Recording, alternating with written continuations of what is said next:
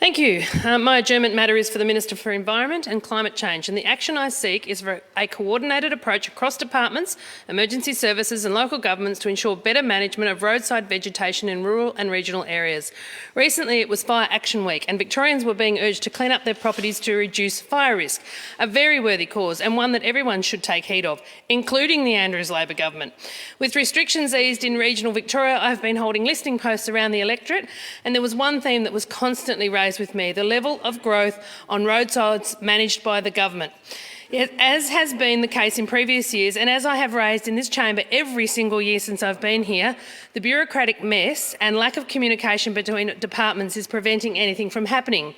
We've had a wet spring in my region and the growth has exploded, but many people feel like in other years nothing will be done about it. It will dry out when the weather warms up. We will have huge fuel loads just sitting there presenting a danger to the community.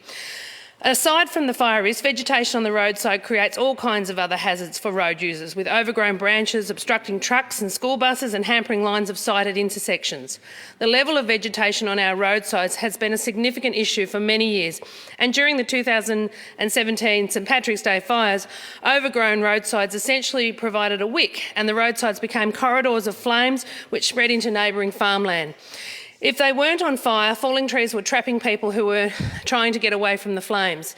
The roadsides are a mess and no one knows what to do about it. If you talk to Vic Roads, they say it's DWELP.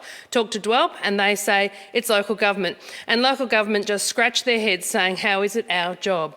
It needs to be sorted out once and for all, and we need to have clear policies in place for the reduction of roadside vegetation that removes invasive species, manages native species under control and allows for preventative works to be done to reduce fire risk. Earlier this year, one of my local brigades in Karamat was stopped from doing roadside burn-offs they have been doing for generations because the tankers they had on site were privately owned and therefore didn't meet the requirements of the number of CFA tankers required. It completely ignored the fact that the private tankers, there was more water on hand than there would have been if they had only used CFA tankers. It's this kind of red tape that's putting communities at risk. It's stopping people from reducing the vegetation on roadsides and in turn creating a danger that no one sitting in their office towers in Exhibition Street seems to know or care about.